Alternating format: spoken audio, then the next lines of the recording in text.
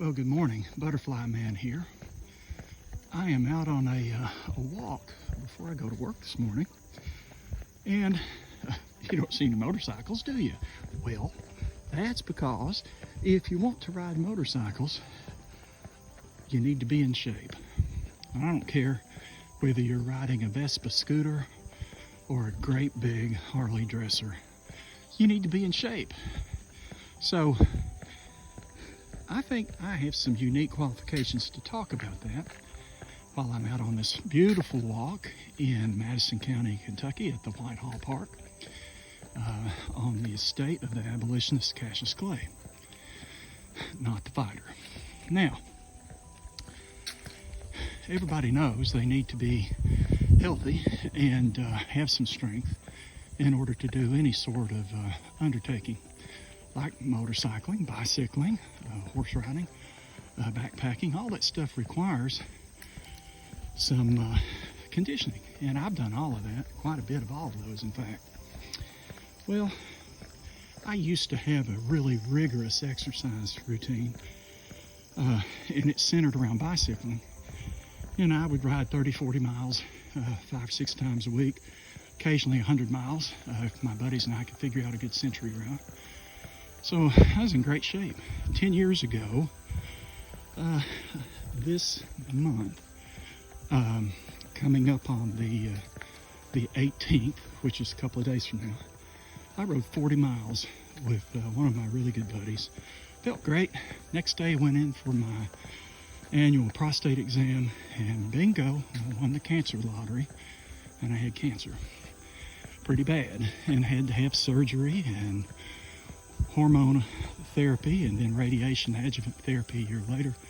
The good news was, for that, my surgery, they got in there and they found I had clear margins and no metastatic disease. So I projected to live a while, which is good. Not forever, because nobody does. But man, did it alter my exercise routine. But I was able to recover. And after a couple of years of, kind of having to really dial down, I got back into cycling and decided that I wanted to get back into motorcycling, which I'd done a lot of in prior years. So I got back into motorcycling and relearned how to handle the weight of a big bike.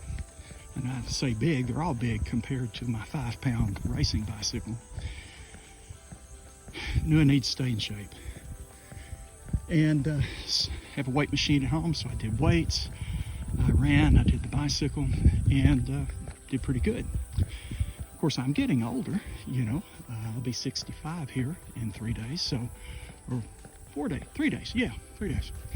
So, you can't stop Father Time, but you can sure exercise.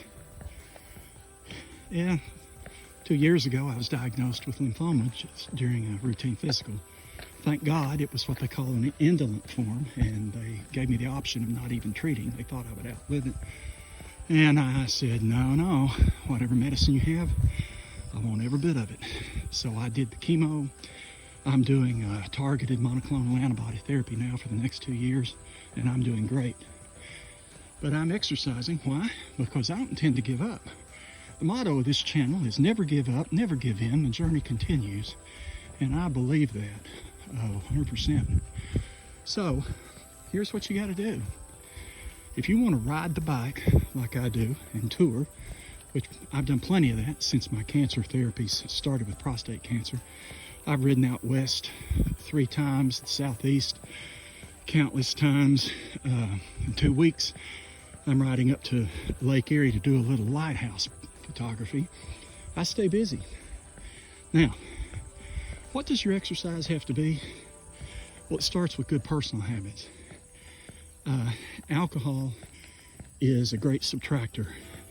If you drink, it hurts.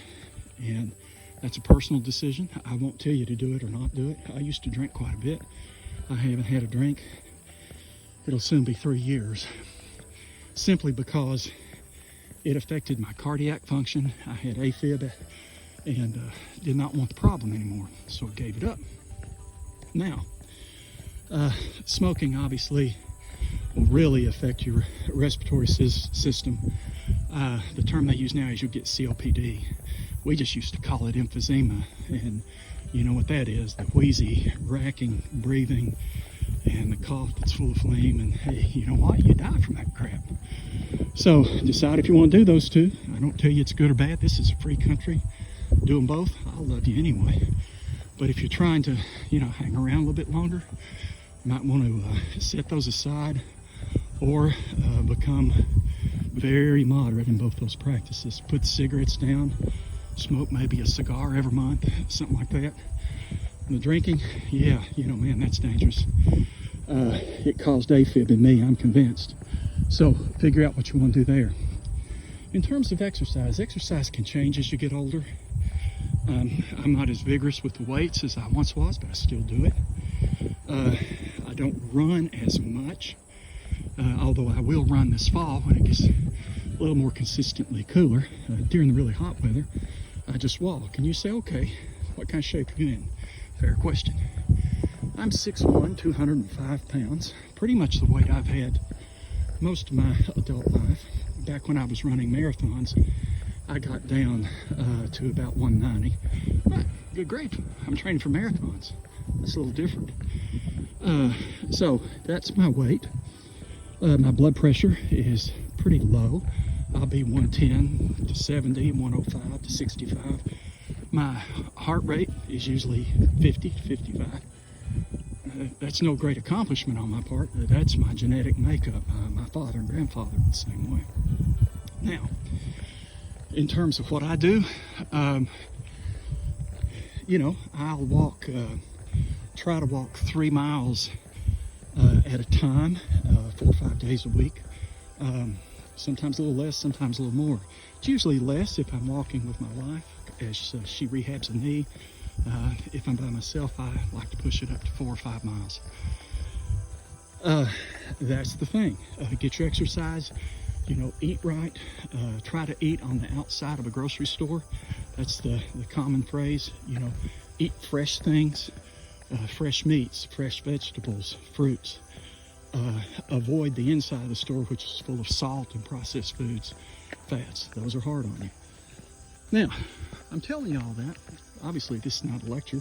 I'm not a dietitian. I'm not a doctor. I think I'm reasonably well educated. I have 3 college degrees. I have a bachelor's. I have a master's of theology, and I have a Juris Doctor. I'm a lawyer. So I guess I can read. And more importantly, I know how to listen. So I listen to these doctors. And when they tell you to take care of yourself, as we get older, we need to do it. Now, here I am walking. Hopefully you can see I'm going up a little bit of a grade. This is one of my chemo hills. When I was going through chemotherapy, I could barely get up this thing. I could take about 5 steps, would have to stop, almost pass out. It could take me 30 minutes to get up this little bitty hill. But I'll tell you what, man, when I could finally get up this thing, I felt like I was Sir Edmund Hillary at the top of Mount Everest. You'll be surprised what a serious illness can do to rock your world. Okay, well, I'm going to stop now. I want you to just really focus on your exercise, trying to get better. Here comes a guy. I think I'll continue just a bit longer. He and I see each other out here all the time. And he works hard at getting healthy. He's like me. We're no Olympians, but we persevere. I think that's a good thing, really. Hey, so love this little park. It has been a very restorative place for me. Find you some place like that. Find you some place where you can exercise. See the beauty of this place? Very pretty place to exercise. I'm going to keep it going long enough that I can get up here and show you the little lake that's here. And I've never really decided whether I need to call it a lake or a pond, because it's bigger than a farm pond, but you could easily swim the length of it if you had half an inclination to know how to swim. Even at my age, I could swim the thing. So we'll see it in a minute. This area of Kentucky, I'll digress for just a minute. This area of Kentucky, Madison County, the county seat is Richmond. There is a university here, Eastern Kentucky University. Richmond is known in Civil War parlance for, guess what? The Battle of Richmond. And it was the largest Confederate victory in the Civil War. Sizable engagement here.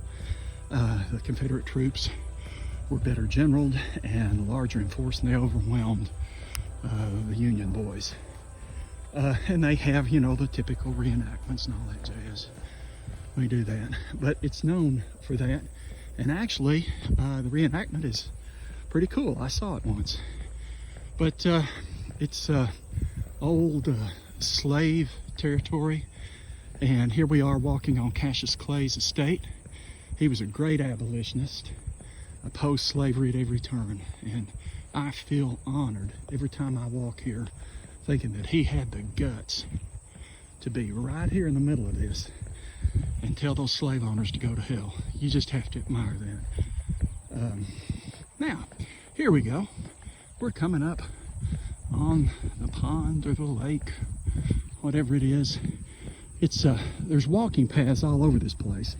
I've been walking on the outer walking path. All of them paved. On the around the lake here, let me pan it gently as I walk.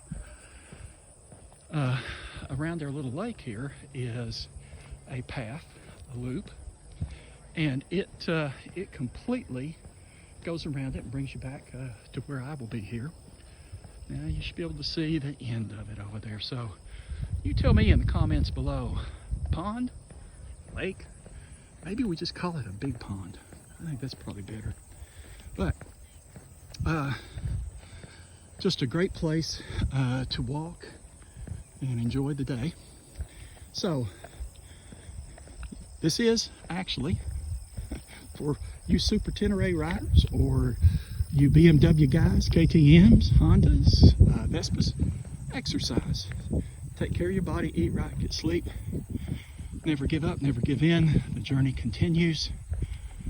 Hug the people you love. Enjoy every day of your life. This is the Butterfly Man. I hope you enjoyed this little talk about staying healthy so you can ride more and more in the future.